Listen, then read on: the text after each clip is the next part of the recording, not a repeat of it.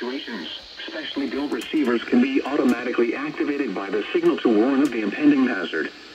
Tests of the signal and receiver performance are normally conducted by the National Weather Service at 11 a.m. each Wednesday. If there is a threat of severe weather, the test will be postponed to the next available good weather day. Reception of this broadcast, and especially the warning alarm, will vary at any given location.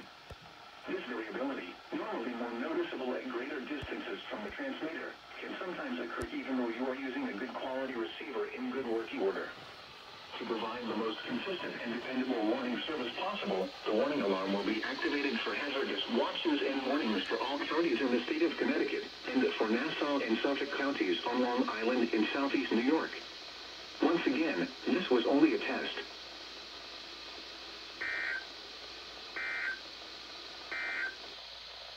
Here is the latest weather message.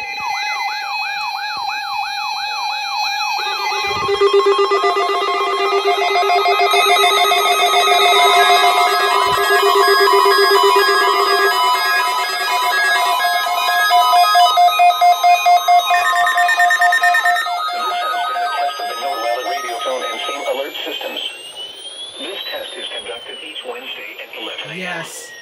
Specially programmed receivers are alerted for specific watches, warnings, and advisories. In the event of severe weather is expected on Wednesday, or there is inclement weather, the test is postponed to the next fair weather day.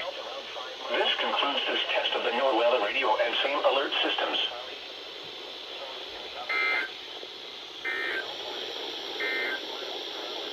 Now for the 10 a.m. observations across the northeastern United States.